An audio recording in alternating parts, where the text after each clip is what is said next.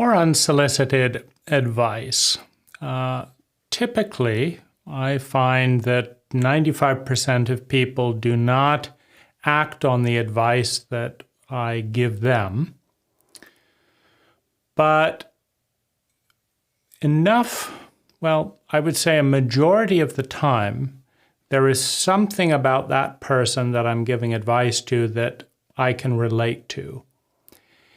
And as a result, I take my own advice. And about 90% of the time when I take my advice to other people that they don't act on, my life improves. Now, in the few instances where other people have allowed us to influence them as much as we influence ourselves, meaning there have been 4 times in my life where people have taken a lot of my advice.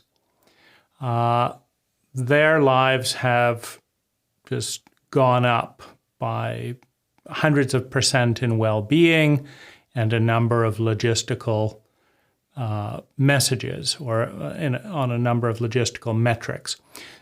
In other words, the track record for either us acting on our advice or other people acting on our advice is good. So whether you take this advice or not, I'm going to act on it and reflect on it. And 90% of the time, my life gets a little better. So the subject is routines. We grew up in a very chaotic, unstructured house with a lot of broken commitments, unclear boundaries, and this led to a deep sense of unease and also began a habit of what I would call edge running, right? Because the more traumatic and the more chaotic the environment, the more one needs certainty in order to balance that out. And because certainty did not lie in the words of the grown-ups, it became kind of a protocol to push the edge and find what people really meant to provide some sense of boundary that we could depend on. Meaning it doesn't matter if mom or dad said that this was going to happen or that was going to happen. That didn't matter because most of the time or half of a certain percentage of the time, they were lying deliberately or otherwise. But if you can test out and say, okay, every time I do this, this happens. Every time I do that, that happens. Okay, that's something I can relate to. And so that edge running pattern has been a habit of ours throughout most of our life. As soon as I enter an environment, I want to feel out and feel where the boundaries are. So how does that relate to routine? Well, as part of our edge running, right, we went from a kind of structureless, amorphous state that was mildly depressing to an incredibly structured routine. It began with meals, then meals and sleeping, then ultimately we broke down the day into an average of 20-minute increments for all the different things and made a 7-day program. And this became particularly important to offset the structurelessness that came from leaving high school to design our own homeschooling program. The first year I floundered around, without a clear sense of structure, and then an anthroposophical doctor suggested I form a routine, and so I became the only member of my family who had a really clear routine amongst the chaos at home. And that was enormously helpful.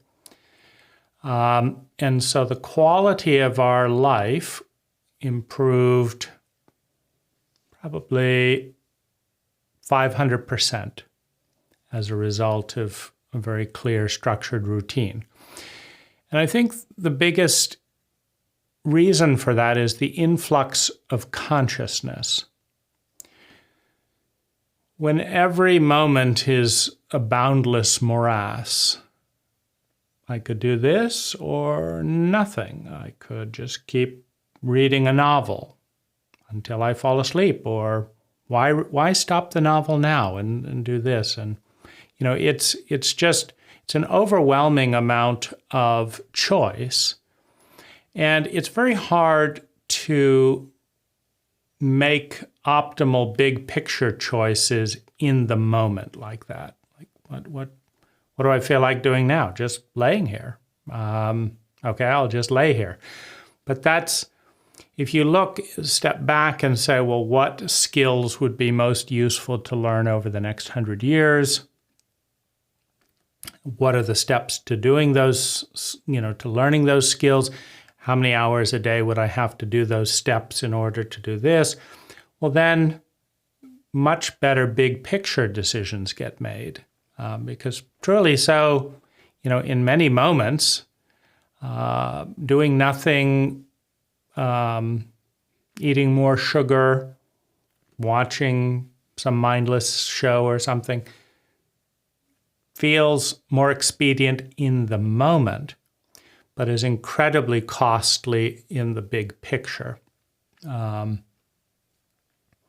So we created incredibly strict routines, and because no one had a routine around us, it was, it felt fragile, like it could fall apart. So I think, we somewhat overcompensated, but it got us through teen years,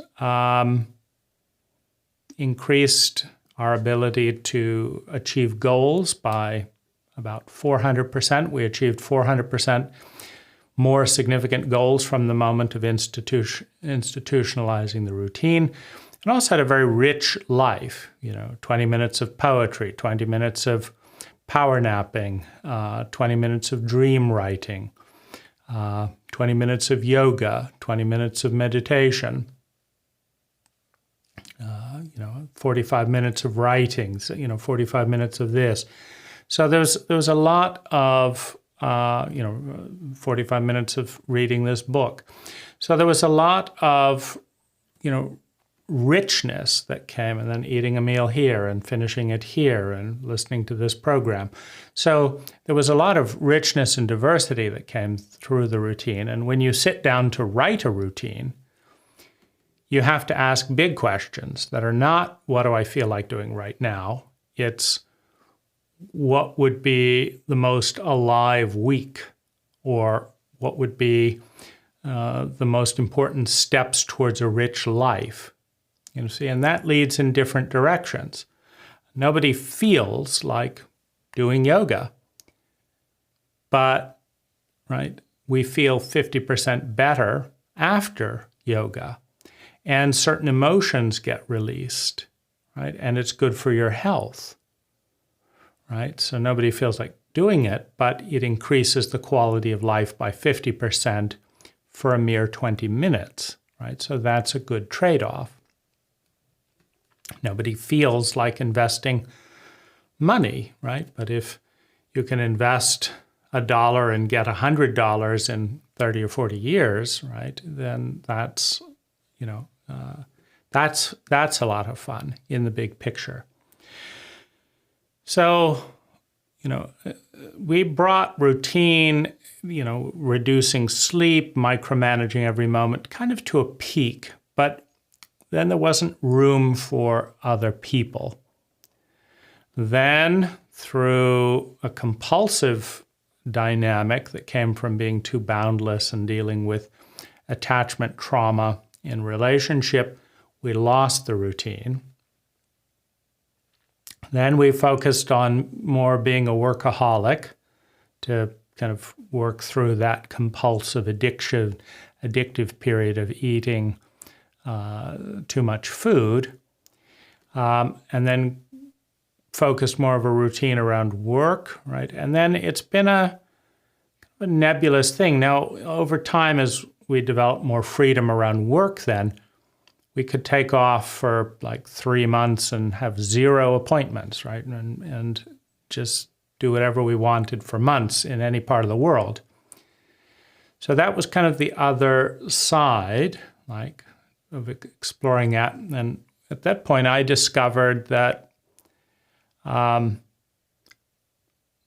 did not enjoy being vague and on vacation for more than at most 3 months, right? That I actually wanted to spend some hours every day doing a goal.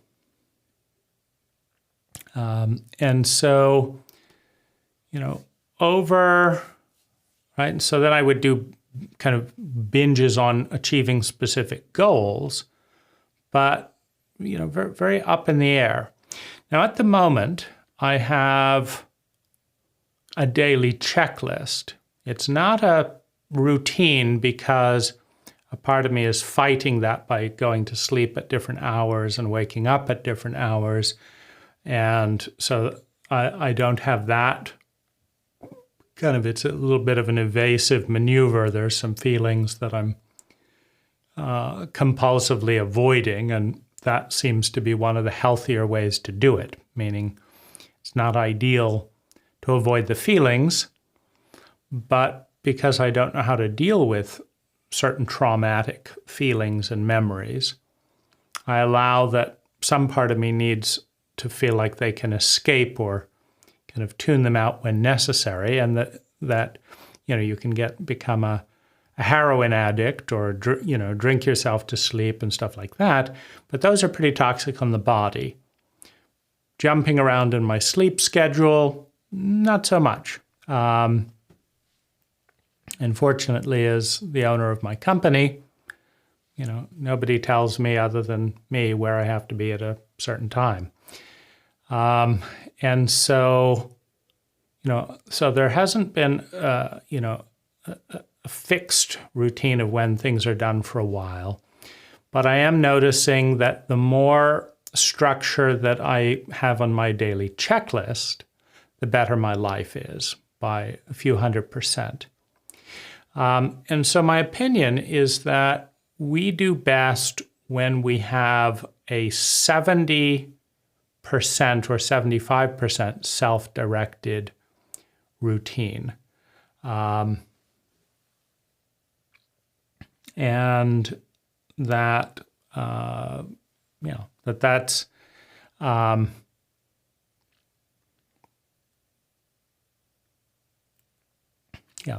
that's kind of optimal. And I'll tell you why. When we were totally buttoned down in a routine,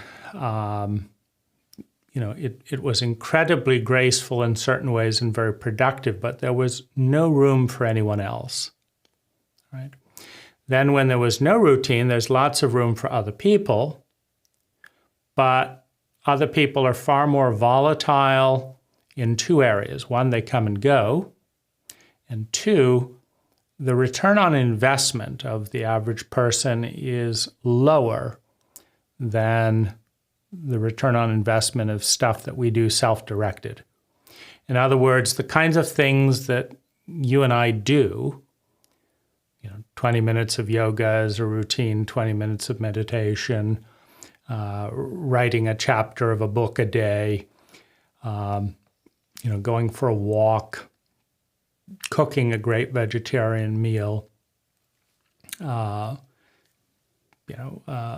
doing something, going out and dancing. These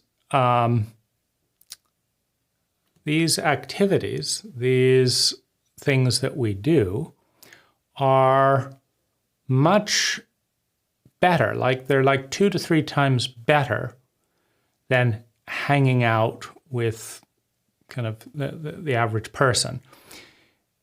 And most people are not able or willing to create optimal structures as a co-creating event, right? So it's just a fact that 70% of the time, the things that we intentionally design and do together alone are higher value, meaning they bring more value and they cost less. There's less pain, less wasted energy, etc., and more value. I enjoy myself more. There's a productive output, like if I write a book or make a video like this. This is self-directed time. And 70% of the time, what I'll say here to you in this video is superior in its impact on me and our life and impact on others than, chatting with a neighbor, that type of thing. So my suggestion is that, if you're in a void period, meaning of kind of, I don't know what to do, what do I want to do, and all that, use the kind of questions that have worked well. What skills are most useful for humanity over the next 100 years? Make a list of those, right? Then which of those am I able and willing to get good at? Make a list of those. What are my steps to getting good at any of those skills, becoming more competent? What things do I greatly enjoy doing? Make a list of those things. What things help me be a better human being? Meditation, yoga, things of cleaning up. And then in general, I would say that our future self has generally been smarter than our past self. For example, past Dane, you at some point, wasn't at all interested in making money, right? And so he didn't, right? He made just enough to meet these and then went off and did these other things. Now, what past Dane did was great, and the way he spent the money and time was great, but future Dane wants money for nonprofit work, right? And so I have a better sense of how to spend money than I did 10, 20 years ago. So that ties in with a general suggestion for you. Empower your future self, in this case, me, but you can take it, a variety of different ways. In general, your future self is going to be more intelligent than you are, because life is about growing and evolving. And one of the things that hopefully evolves in any successful life is intelligence. You have a better sense of perspective. You understand more things. So what I want to do, and what I encourage you to do, is empower my future self. Right? I want my future to have more money than I do. So that means saving and investing. Right? I want my future to have more skills than I have. So that means me learning more skills so they'll be available to my future self. I want my future to have more choices available to them, right? And so, for example, I'm getting a Costa Rican retirement visa so that my future has that as a possible choice to consider. When I invest in a tool like a camera setup, it's so that my future self, who will have better ideas than I do, can use the camera setup, right? It's set up for the future. And so if the routine is organized around strengthening and preparing for a better future, in a variety of ways, because 70% of the time what we do alone and in our routine is a much higher value, maybe 3 times higher value than just waiting around for other people and hanging out. That's what I suggest you organize 70% of your life, even if you don't have any appointments in months, you don't need the money, it doesn't matter. The routine is for meaningful enjoyment, right? To have the satisfaction of meeting one of the most basic needs of life, which is to become more, to keep growing. So good luck with that, and take care.